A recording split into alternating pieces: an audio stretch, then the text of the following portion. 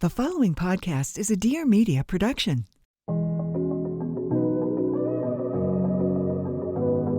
Hi, everyone. Welcome back to part 2 of our interview with Maya McHenry. If you missed last week's episode, so Maya was the guest last week and she was talking about her journey with endometriosis. Then you will know that at the very end of that portion of the interview, I brought up her sister, Lyric McHenry, who was a friend of mine from Refinery29, who worked with me in the production video team there, and unfortunately passed away in 2018. In this interview, I am going to repeat a little bit of the interview from last time, just for people who did not listen to the endometriosis episode and are now just listening for this heartfelt story about Lyric. I just want to repeat a little bit of the how I knew Lyric and, my perception of what happened around her death before I get into me asking Maya about her, just so that if someone didn't hear that part of the interview, they're oriented. So pardon the duplication, but as I mentioned at the end of last week, this was far and away the most emotional recording we have ever done of the Real Stuff podcast. And I could not be more grateful to Maya for coming on the show and opening up in the way she did.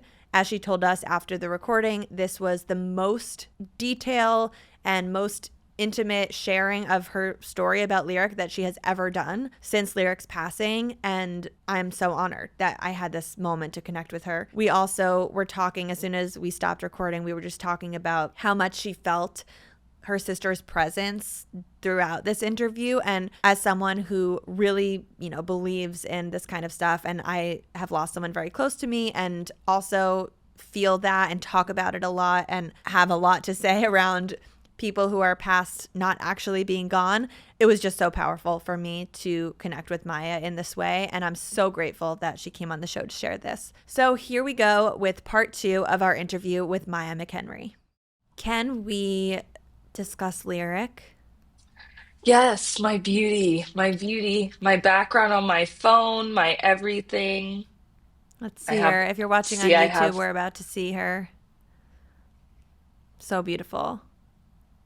that's my girl. To go back to 2017, 2018 time, I worked at Refinery29 and in Mhm. walks this ray of sunshine, Yeah, starting to work there in production. And my memory of her is that she really touched every department. She was interested in every yeah, department. She was yeah, really fascinated by the makeup and beauty side of things. She was obviously part of the video team, so she was there, but she was also working a lot with Unbothered, with the other Black yeah, women at yeah, Refinery29. And she was also very much friends and friendly with a lot of the writers and the editorial staff. Lyric just had this beautiful spirit about her. She was always raising her hand to step in and be a part of videos and to be in anyone's content. If anyone ever needed someone who was comfortable on camera, she was there. She also was pitching series that she wanted to host. So she was like out in the field, greenlighting her own work and coming up with her own stuff. I mean, my memory, I feel like, is somewhat clouded by what actually happened, because I think after she passed away, we all just sort of came into work and were told that she was found and that she had passed away. And we weren't really given a lot of details, not that it's anyone's right to have any information, but it was just this extremely sad, extremely enigmatic story. And I didn't know that she had sisters at the time. Like, I wasn't able to connect and find other ways to stay in touch with her. But when you sent an email to be a guest on this podcast and I saw your name in my inbox, I mean, first of all, you have the same last name, so that's one way that I could have put it together. But yeah, honestly, it's a pretty common last name. So it wasn't even like immediately I would have thought to connect you to Lyric, but it was really when I went to your profile, I was just staring at your face and I was like, how do I know this woman? And I yeah, scrolled back and then, of course, there she is. And to see, now to see all that you've been doing to honor her and, the fellowship and just ways that you've kept her memory alive, both in your family and on wider social media, has been such a pleasure to catch up on and to be able to see. To whatever extent you're comfortable, can you take us back to 2018 and share a little bit about that time? yeah, yeah. I always take like a little deep breath before I talk about this. It's one of my tools. I'll do it with Um, you. Perfect, perfect. Okay, okay, we're good. If you followed me for a while, you know that I love getting new outfits for my kids, specifically outfits that are soft, stretchy, and actually functional. So I keep going back to Magnetic Me. At this point, you've probably heard me talk about them nonstop, but this is the brand that makes those clothes with magnetic closures, which is a complete game changer when you are doing a million outfit changes a day, specifically for a baby. And for the toddlers, the magnets make it so much easier when they're learning to dress themselves. A lot of their closures are on the back or just off the top, on the top of the shoulder. They also, I just noticed, I didn't even see this, in my son's pants, there's magnetic closures on the pockets. So he could put his hands in and then they snap closed when he's done. The clothes are honestly the cutest. They have the cutest patterns and prints, and the fabric is next level. Anything that buys me more time for moments that really matter with my kids is a win. And so I already know that all of my friends and family who have little ones are going to love these as much as we do. I am gifting Magnetic Me to every single person in my life that has a kid this holiday season. And what I appreciate most is just how much time these clothes save us. It's like you're giving a gift to the kid, but simultaneously giving a gift to the parents and the caregivers. Specifically on those mornings when we're in a rush and we're trying to get dressed, getting Coco dressed takes seconds. And it's not just pajamas that snap clothes. Like, we are using their Sherpa jackets and dressing them in clothes to go to the park, outerwear that is magnetic. It makes life so much easier. I get so many compliments on these kids' outfits, and they also have matching family pajamas, which are truly the softest things ever. Trust me, you need Magnetic Me to make changing time easier for you and your little one. If you're a parent or if you're shopping for one for the holidays, go to magneticme.com. They're offering 15% off to new customers. They even have the cutest gift boxes, and they truly have everything from baby to toddler sizes to adults. So it's really the perfect gift for everyone. Don't wait, go to magneticme.com. And if you want to try the code, all caps Lucie15, it might work for 15% off, but it also might be expired.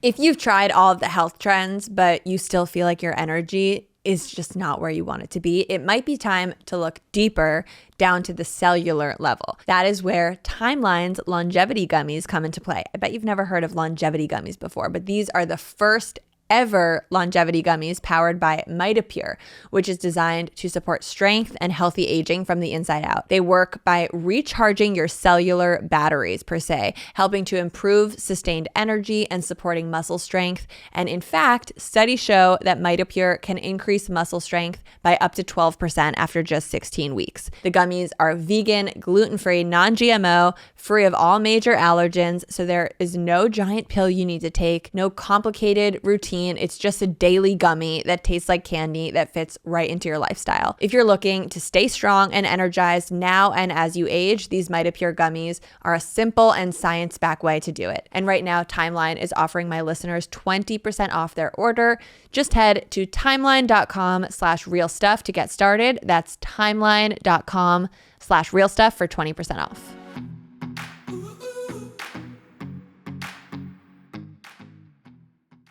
So Lyric was visiting New York for her birthday. And one of the places we grew up is a really special place called Martha's Vineyard. And she went there first. That was her first stop with one of her best friends, Otis. And she was there for a little bit. And then she came to finish her birthday in New York with me and her other friends. And Lyric was exactly who you described.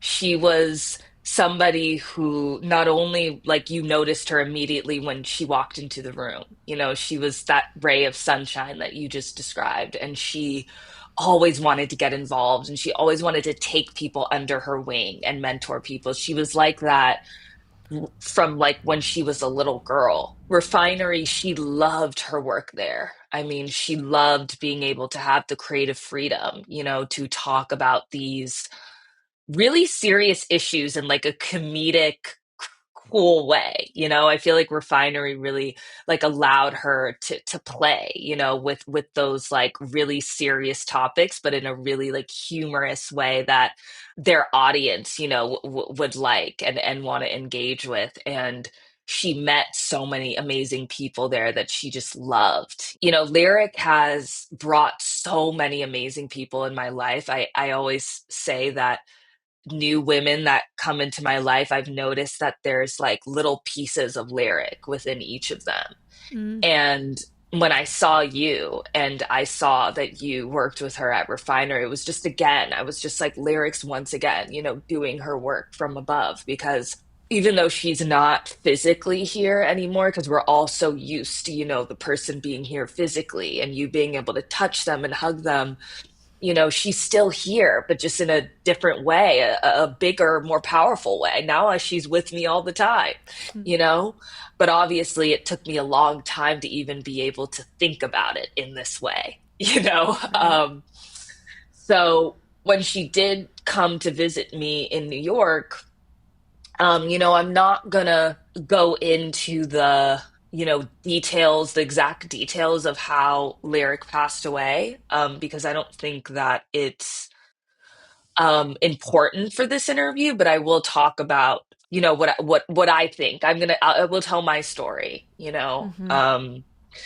but when Lyric came to New York, she had like a series of different things planned for her birthday. Our really good friend Zach owns this like little place in in New York called Lucie that we would like all go to all the time for dinner. So like he hosted a birthday dinner for her there with her friends, and then I hosted something for her as well. And so she had like a series of different things for her birthday, and it's so crazy because like what happened to my sister and how she passed away is like something you see in movies, almost like out of a Law and Order episode, Special Victims, to be completely honest with you. And I hate that this is her story. And a lot of times I would say, it's so interesting, not interesting, but like hard to digest how you can be with somebody and then they're just gone the next day. Like you and I are talking right now, right? And we don't know what's happening tomorrow. Yeah. um, and that was, I think, the hardest thing to digest at first was the fact that I was with her one moment and then all of a sudden she was gone. But the last time I saw her was during an evening where we were celebrating her birthday.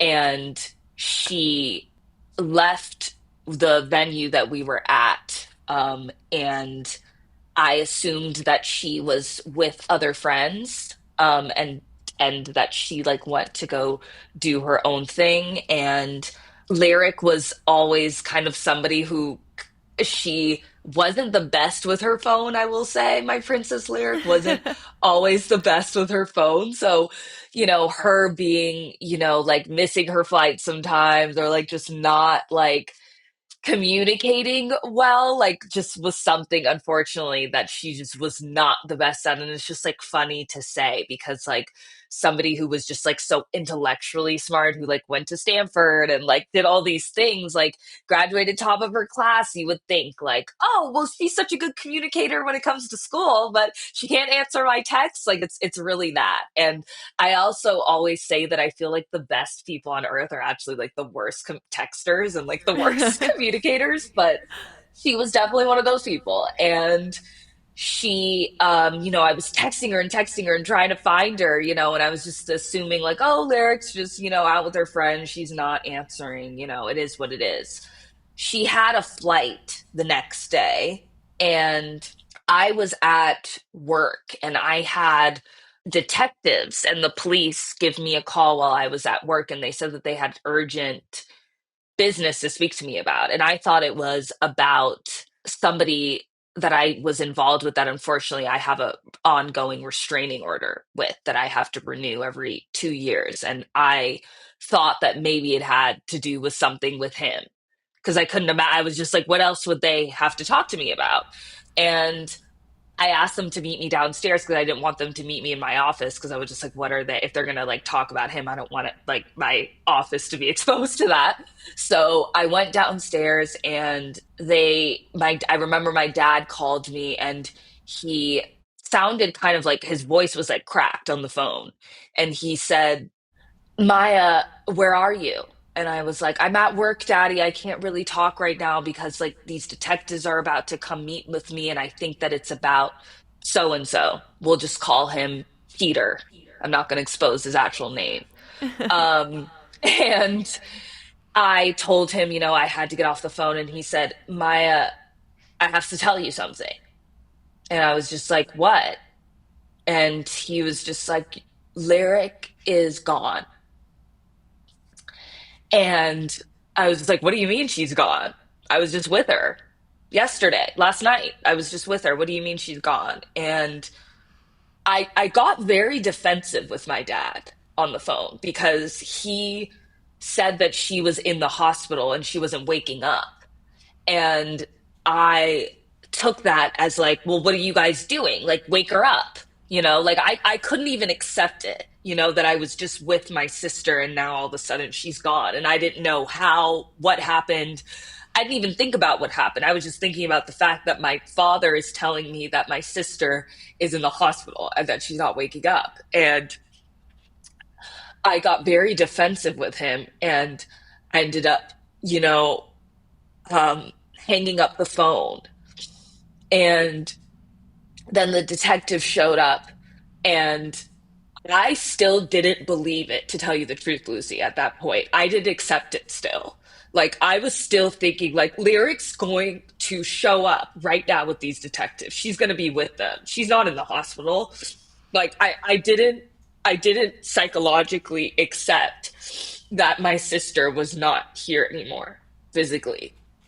And so when they showed up, I still was just like thinking, she's just going to appear. And they introduced themselves and they said, Maya, we found your sister, Lyric, in the Bronx. And Lyric and I never went to the Bronx. I went to the Bronx once in my life. So I was figuring out like how did she get from Manhattan to the Bronx? Like the story didn't even make sense to me. And the minute they said that, that's when I knew that like she was actually gone and that something happened. And I broke down and I like was like in the middle of the street in Soho and people started like crowding around me because they thought that I had to go to the hospital because I had a mental breakdown. And I immediately um went to my best friend Elisa's apartment and the detectives brought me over there and my mom was calling because my sister was supposed to get on a flight that day to go back home and I couldn't talk to my mom, Lucy. I couldn't tell her. And I mean, how are you supposed to tell your mother that over the phone? Like I just could not do it. And I couldn't tell her. And I let at that point, people started like texting me about it. And I was confused about how anyone even knew what was going on. And my Auntie Latanya ended up telling my mom. And when I got to Elisa's apartment, I broke down again and I had my moment. And then I was able to finally like talk to the detectives about what happened.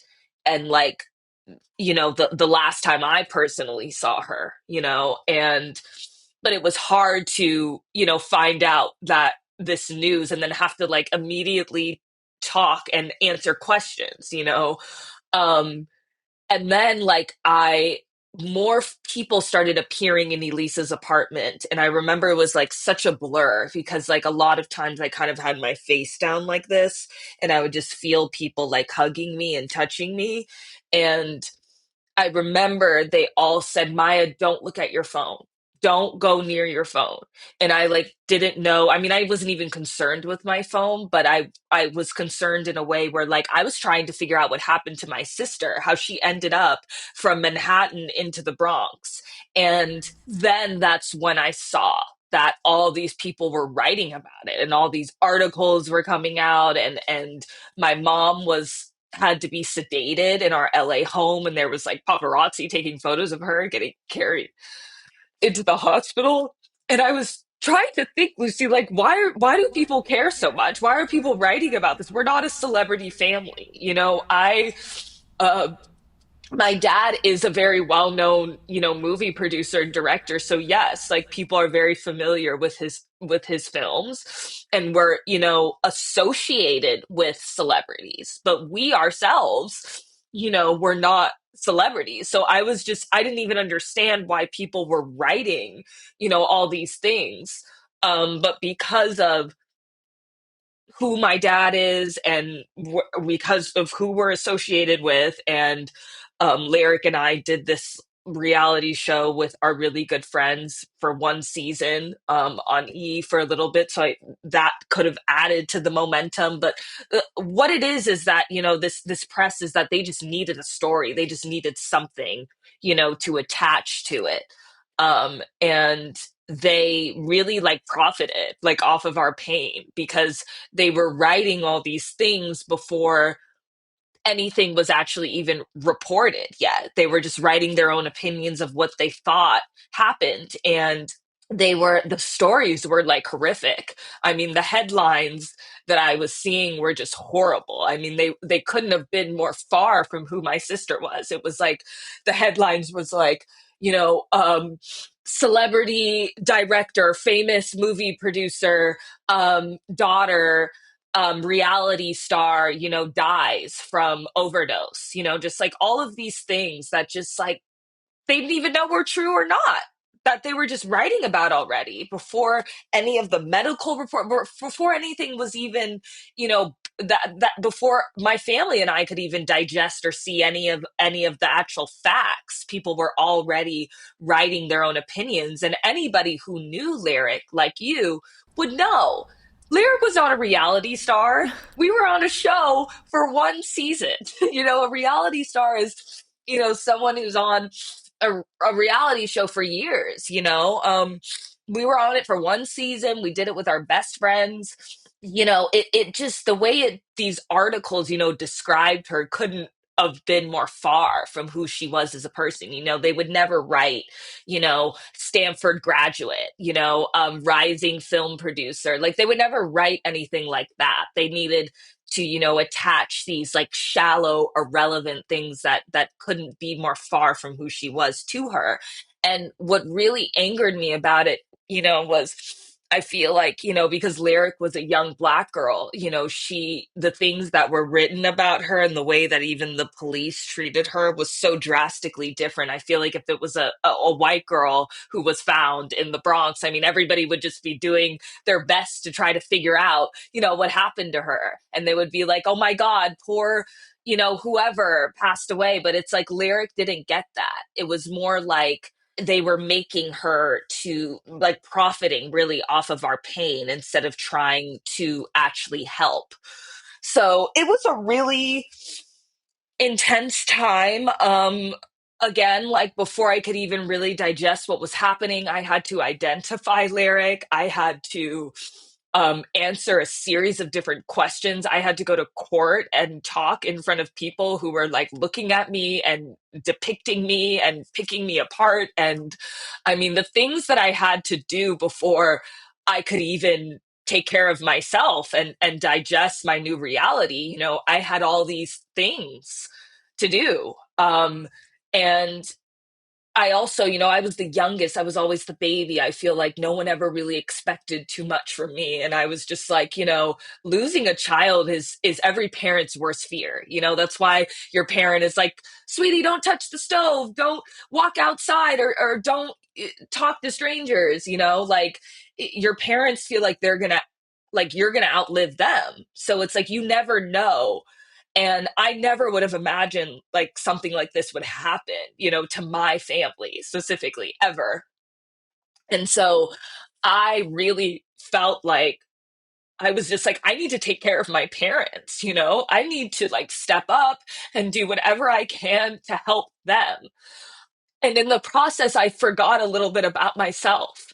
And that's why I had to end up going to that place, because I was trying so hard to take care of everybody else, but I forgot about me. And also with grief and loss, you know, you go through these stages where, you know, guilt, shame.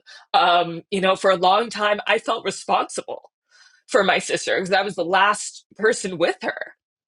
um there were all these stages, you know, of grief that you go through where, again, like similar to what I was talking about with endo, you know, you you go through these moments where you're like screaming and crying, and then you're like you're laughing with your friends, and your tears, you know, turn into laughter, and then they go back to tears, you know. And grief is something that never ever goes away. So even, you know, after years of therapy and accepting your new reality, it never ever ever ever goes away. And David Kessler, who's a world renowned grief and loss expert and my mom's therapist and has helped us so much through our grief and loss journey, he always told me to turn my pain into purpose. And that's what really like led me to start this fellowship for my sister, and to, you know, also get involved in all of these other nonprofits that I'm involved in, because all of them are associated with painful moments in my life. And with Lyric, you know, she always wanted to do something like this. She just wasn't able to do it while she was still here. So I decided to create, you know, this nonprofit organization in her honor that really embodied like who she was, you know, as a person. And on top of that, my dad, you know, had and I had to do our own interviews to shift the narrative, to speak up for Lyric, because she wasn't here to speak for herself. And I didn't want young black girls to go on the internet and type in Lyric's name and, you know, see like, you know, reality star, like da da da da. I wanted to talk about who she actually was as a person, and I wanted that to be reflected. So, yes, of course, it was horrible and hard. And the last thing I wanted to do was do interviews about my sister. I mean, how does that even sound normal? But I had to be really resilient and really, really selfless during that moment in my life, because I really had to show up for my family during that time. And it was unimaginable. It was the worst pain, you know, you could ever imagine. And you know, we all experience jealousy, right, at some point in our lives, but I was not somebody who ever really experienced that quality until I lost my sister. Like, I would be jealous sometimes. I would be envious sometimes when I would see my friends, you know, with their sisters and doing sister things. And you know, I still have my other sister Tiffany, but you know, I don't have my Lyric, and we have a very different relationship. So it's not the same. You know, your sister is your best friend, your partner in crime, you know, the person that you get through life with. And you know, just little things, you know, I just miss so much. And it's very very hard, but over the years, like I said, I've been able to turn my pain into purpose and to still connect with her. You know, there's times when I am like doing something for work, or I'm just like out and about, and I just like start laughing because I know Lyric's laughing about something that's happening. Like we communicate, you know. Like she's watching me right now, you know, with this interview with you. And I still very much feel her presence in every aspect of my life, and that is so special. But it took a long time, you know, for me to even like accept this new reality in my life. But it is very very painful. And you know, those awkward questions too, of like when somebody meets me for the first time, if they haven't read about Lyric already, you know, because I'll get two different types of people. I'll get one type of person who's like, "Oh my God, I read about your sister. She sounded amazing." Or I'll get another person who's like, "Oh my God, I was so close with your sister and loved her." And then I'll get another person, you know, who is just trying to also like find community within grief and loss, who, people, because it's kind of a small community of us, of people who've lost siblings. And because she passed away in such a sudden way, it's not like we expected this to happen. It was like literally out of the blue. And she had so much more life, to live. And so that was something else I had to like accept, is also like I grew up in a Christian family, and my relationship with God was not strong during that time. I was mad at God during that time. I couldn't accept that this happened to my family. Building a community too of people who've understood what you're going through, I think has helped me so much. Like my really good friend Beanie Feldstein, who lost her brother, like she was like one of the first people I like really connected with, because she understood, and she understood the awkward questions of like when you meet somebody for the first time, or you're going on a first date and they're like, oh, so how many siblings do you have? Or like, are you the youngest? It's like those like awkward, questions that, it's like anybody who's been through grief and loss, or I mean, who's lost a sibling, would immediately get. And I spoke at South by Southwest about the organization, which was like such an honor. And I spoke with the executive producer of Grey's Anatomy and people who just been through grief and loss or write about grief and loss. And we talked about like how it pertains to the media, and just doing these types of things where I can actually like really uplift Lyric, and to David Kessler's point, turn your pain into purpose, has really, really helped me like find meaning again, in my life, after going through something so traumatic like that. So I know that was a lot. Thank you for listening to my TED Talk. But yeah, I mean, I could go on about Lyric for forever, because she was that special and she was that amazing. I mean, I'm so honored to call her my sister. And when people do ask me, how many siblings you have, I say I have two. I still say that.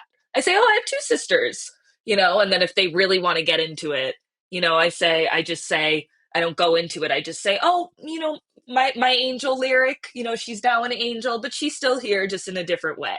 Wow. Yeah. Maya. I know, it's a lot. Truly one of the most articulate and emotional moments I've heard on the show. Like, it's actually going to make me cry as someone with a twin sister who is my best friend in the entire world. It's like, it's just like absolutely unfathomable and so not fair. I'm also like the world's ugliest crier. This is not a good idea. Me too. Me too. It's really not fair for you. I wish I could hug you. I wish we weren't virtual right now so I could come and hug you. I know. Like, I can't cry on camera. It's not good for anyone involved. But there just are no words. And for you to open up and share, like, as I said, so articulately and so deeply personal. I know people are going to listen to this, and maybe some people came for the endometriosis and then this hit them like a truck, and it's like there really is nothing to say aside from this loss is so heavy on all of our hearts, and I am so sorry for your loss and your family's loss. And knowing Lyric, I mean, this is a special interview where it's like I'm talking about, sometimes usually I'm hearing from audience callers who are telling me about people I've never heard of or met, and so this is like definitely a different moment on the show. Yeah. If there's a person in your life who's just impossible to shop for around the holidays, maybe it's a person who just doesn't like getting stuff or insists that they don't need anything, but you really want to give them something meaningful and thoughtful, you need to check out Storyworth. I know I've mentioned it before on this podcast, but this is something that I've gifted to both my dad and to Michael's grandpa in the past before he passed away. And learning the stories that they wrote about has just been so moving for us and so special. So this is why I'm recommending Storyworth memoirs for your loved ones this holiday season. It might sound a little intimidating at first, but it's actually so easy. I'm telling you, they will love it. It's one of those gifts that they won't see coming and something that just makes them feel loved and special and like you actually care about what they have to say. Personally, I think nothing is nicer for an older-ish type of person. It ends up becoming a gift for you too. So here's how it works. Every single week, Storyworth will email them one memory-provoking question, and you get to choose the questions that I ask them. So things like, what was your favorite toy as a childhood? Or what are you most proud of in your life? And all they have to do is reply back to the email and tell the story. For Michael's grandpa, he could not have gotten more into this. Like, he just had the whole day free. So he would sit there and write these stories and stories about his life and his wife, and so meaningful. Storyworth will then transcribe it all. No apps, no passwords. I'm telling you, even your least tech-savvy relatives can do this. And after a full year, Storyworth is going to compile all of their stories and all the photos they sent, even if they don't answer every question. Like, there's still a lot of stories, into a beautiful keepsake hardcover book. And the photos are printed in vibrant color, and the finished book is truly something that you will be able to revisit and pass down for generations and generations. We got printed copies made for every single cousin, and everyone loved it and keeps it in their house. And even though Storyworth has been around for years, they're still innovating. So this year they added in personalized questions and also a magic editor to make storytelling even easier. Plus, there's new book designs, a magic layout for stunning photo pages in your books, and support for Spanish speakers. Customers absolutely love Storyworth. They have printed over 1 million books and preserved 35 million stories. They have over 48,000 five-star reviews on Trustpilot, and also reviews on places like Wirecutter, The Strategist, CNN. Everyone unanimously agrees this is the perfect gift. I've used it in the past. I would use it again, and you should too. This keepsake is something that I know my family will cherish forever. So give your loved ones a unique keepsake that you guys will all cherish for years to come, the Storyworth Memoirs. Right now, save $10 or more during their holiday sale when you go to storyworth.com/realstuff. That's storyworth.com/realstuff to save $10 or more on your order. You know that feeling when something just feels a little bit off in your body and then it kind of follows you around all day? I definitely have those moments, specifically around travel, or if I'm just like feeling uncomfortable and my routine gets thrown off. And that's actually what led me to try out Seed for the first time years ago. So a friend swore to me that when she took DS-01, their daily symbiotic, that she could tell the difference on the days she took it and didn't. And I honestly didn't believe her, but once I finally tried it, I got the hype. DS-01 is Seed's daily symbiotic. A symbiotic is a combination of prebiotics and probiotics, so there's a lot of stuff that you need in there. And it's formulated with 24 clinically and scientifically studied strains to support whole body benefits. In just 2 small green capsules a day, it supports gut health, healthy digestion, skin health, heart health, immune function, healthy gut barrier integrity, the gut microbiome balance, and even micronutrient synthesis. A lot of big words there, but basically it's doing everything we need our bodies to do. It's also formulated with strains of probiotics that are scientifically validated to support bloat ease and to alleviate occasional and intermittent constipation after just 2 weeks. Plus, strains that support clearer, healthier looking skin in as little as 12 weeks. And their members really love it. 92% of people who take DS-01 recommend it to a friend or a family member. Personally, I've noticed that if I do not take this while I'm traveling, it's not good. I feel a lot lighter, a lot more comfortable, just aligned with my daily routine when I take DS-01 first thing in the morning. It is super easy to incorporate it. It just fits right into habit stacking with the rest of my vitamins. And honestly, just knowing that I'm supporting my gut health makes me feel so much better in my body. It's like a mental response to knowing that I'm taking the things that I need, and then the rest of the day just feels better. So if you've been thinking about your wellness goals for the new year, or if you're tired of feeling weighed down, this is such a great time to start something that actually supports your body from the inside out. Get ahead of the new year with a routine that helps you now by going to seed.com/realstuff and using the code all caps REALSTUFF to get 20% off your first month. That's 20% off your first month of Seed's DS-01 Daily Symbiotic at seed.com/realstuff. Code all caps REALSTUFF.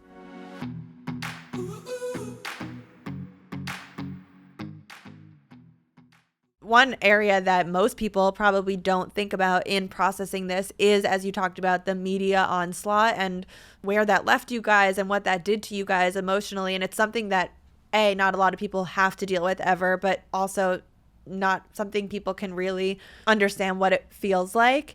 In your case, I think hearing that you created this fellowship in the arts, which spans a broad range of arts, and I'd love to hear more about who the students are that you guys are taking on into the fellowship. But to me, like, as I'm hearing you talk about this, it's almost was reminding me or making me feel like this fellowship is an entrance in for people to get into the media and get into the arts in a very positive way. And it's almost like trying to dispel the way the media has notoriously been run. And whether it's making video content or making films or becoming a writer and writing for a publication, it's like there needs to be a transformation in the way that the whole media cycle is working right now, and the way the news cycle operates on social media, and all the scare tactics and the clickbait and the stress. Hopefully your philanthropic work and getting young blood in there and fresh eyes and people who just want to come into the media field with good intentions and, you know, do the right thing. And I just think that's so amazing to turn this story and to turn that mess into such a powerful outcome and message and lead it somewhere positive, you know, in as positive of a place as it could go. Yeah. Yeah, no, thank you for saying that. I mean, that's why also I thought like speaking at South by Southwest was so important because I went with this organization called Experience Camps where it's like a comped retreat for grieving kids. And usually these retreats are like so expensive, and a lot of these kids, some of them have lost parents, some of them have lost siblings, and don't like have the funds to even get, the treatment they deserve. And I mean, my dad found out when he called me that day, he found out from a publication that I won't say, found his number and said, "Do you want to make a statement about your daughter?" Like, that's how he found Crazy. out about his child. So the way that the media framed it was just like so disgusting. It wasn't normal. It's not a normal way, to go through something like that. And so with these kids specifically at Stanford, we select students who have an interest in pursuing an internship that is centered around racial and social justice, whether that is in the arts, film, beauty, skincare, tech, whatever it is. And we've had students, work at Disney, for example, and become executives there. We've had so many like beautiful, I mean, it makes me emotional to just like see, these students because, internships so rarely give you the job. The fact that we've been able to just not only secure these internships, but actually like help secure the jobs. I mean, Right. obviously it's them because it's, nobody like a big company like Disney would never hire, somebody who wasn't capable.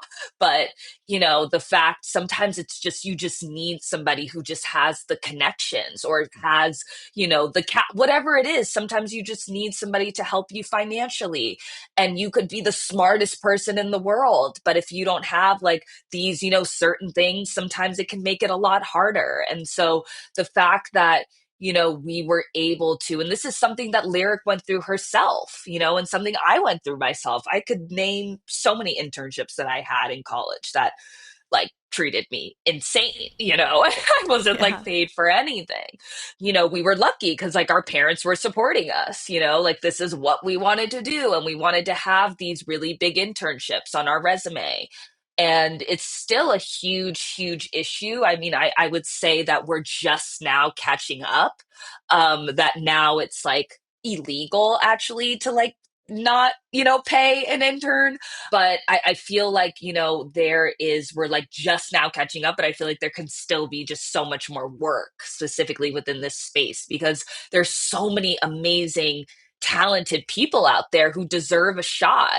And sometimes if they just can't like be in these certain spaces, it's like, how are they even supposed to be exposed, to these opportunities? So if you go to Stanford's website or if you go to the Lyric McHenry Arts Fellowship website, or our Instagram page, you can see and like catch up with like our past fellows and like what they're doing now. And like we have them like record like these fun little Instagram reels of just like their journeys at these internships. And again, like I said earlier, we're really not the type of family that's just like, here you go, bye. Like we stay forever in their lives. And that's who Lyric was. Lyric was that girl. Like she was the type of person from out of the womb. She was just taking people under her wing. I wanted to continue that legacy. I know I also said this earlier that she has just brought just so many amazing people into my life, particularly women, like really amazing women, and I just see like little pieces of her within each of them. And so I feel even just like more connected to her when I'm with each of these women. And so it's so magical to see her do like all this amazing work from above. Like she's still so much, very much here, but obviously, like I said, grief and loss, it's stages and it never goes away. So I have moments, where I will be laughing with Lyric, and then I have moments where I could just be having a day, and I don't even know, it could not even be something where like I see something that even activates it. It just happens, out of the blue, and I'll just start crying and I'll just start missing her, and I'll just start thinking like, I wish I could cuddle with her right now, even though she would push me away. I wish I could like grab her, and I wish I could touch her beautiful curly hair and all those things. But I'm just so grateful and honored to be Lyric McHenry's sister. I'll tell you Mm. that. That is something I'm so honored, because I've always, from when I was a little girl, I was like Lyric's biggest fan. And she was so cool and popular and smart and pretty, and just like I just idolized her. And I still do. I'm still her biggest fan. So I will say I'm just so proud to be Lyric's sister. I'm beyond proud. It's amazing. And, not to bring it all full circle, but the way you're describing grief and the way that it just never goes away, comes and goes in waves, and is kind of unpredictable when you're going to feel the pain, it sounds a lot like endo. Yeah, yeah. And it's, the fact that you're carrying around both of these things and are just managing it day to day, it makes me want to just send you all the flood of my love and warmth and protection. And I'm sure the audience is just right along with me doing that and is so grateful for your openness and candor in this conversation. And I want to give people, just before we wrap this up, I want to give people the chance to connect with you both on your personal socials and also any of the other websites. We'll obviously put everything in the show notes, but any other site or platform that you want to push people to, let us know how we can find more Maya. Oh, I love that. Thank you. Yeah, well, you can find me on my Instagram. It's just my name. Then I'm not great at TikTok at all, but you can find me there as well. And that's Maya And McHenry. yes, I Okay. believe so. I believe so. That's how terrible, you guys, I am at TikTok, that I Handle have to check. like even look up, what my actual name is on TikTok. Maya Elizabeth McHenry is my There you go. TikTok. There All right. you And what go. about Instagram? And then Instagram, it's Maya McHenry. Okay. And we'll also link these in the Yes. show notes for people. Yes. And then you said there's the Lyric McHenry Fellowship website. Yes, and that's in my bio. Okay. The Instagram page, and then the website is there as well. And then you can also, if you just look up Lyric McHenry Arts Fellowship Stanford, you can find it on Stanford's homepage as well. Yeah, and we're all there, and you can keep up with us and see what we're doing. And I would also love everybody to head over all the amazing organizations I'm a part of, because they are doing amazing things with Endo Found. This is also all in my bio. You can really just find everything there. Endo Found, Raise Fashion, and then newly, I just started getting involved with a new organization called Safe Horizon, which is one of the number one victim surviving nonprofits in the world, where they help victims who've experienced any shape of abuse. Mm. So all those organizations, you guys head over there. Endo Found is, doing amazing things. Also, my endo girlies, if you ever want to reach out to me, slide into my DMs. I will respond. I literally have a call scheduled with somebody in a few days to talk to her about her endo journey because she just found out that she had endometriosis and she's been really struggling. So I always love talking to new people, helping people feel more validated, providing any sort of comfort, even if it's just to say, like, I've been through it too. You're not the only one, because sometimes that's even helpful, just to know you're not alone in this. So please don't hesitate to reach out, because like I'm here and I love connecting with new endo survivors. Amazing. Thank you so much, Yes. Maya. It was so amazing to connect with you and hear everything. And I really hope my audience goes to your platforms and checks everything out and feels, even more connected to you after this. Thank you so much. I appreciate it, Lucy. And I can't wait to meet you in person and just give you a hug. And I just know Lyric is just like so excited that we did this. And I'm just so honored, to be a part of your podcast and that we Oh, were able to do this. This was very meant to be. So thank you for thank you. I having me. totally agree. And we are honored to have you. So thank you so much for your time and being here. Thank you so much for tuning in to the Real Stuff podcast. If you're liking the show, please head over to Apple or Spotify and leave us a written review. If you're watching on YouTube, drop a comment down below and join in the conversation. And if you're feeling called to be a guest on the show, visit lucyfink.com/apply and tell us your story. Thank you so much, as always, for sharing your time and attention with us, and we will see you next time on the Real Stuff podcast. Please note that this episode may contain paid endorsements and advertisements for products and services. Individuals on the show may have a direct or indirect financial interest in products or services referred to in this episode.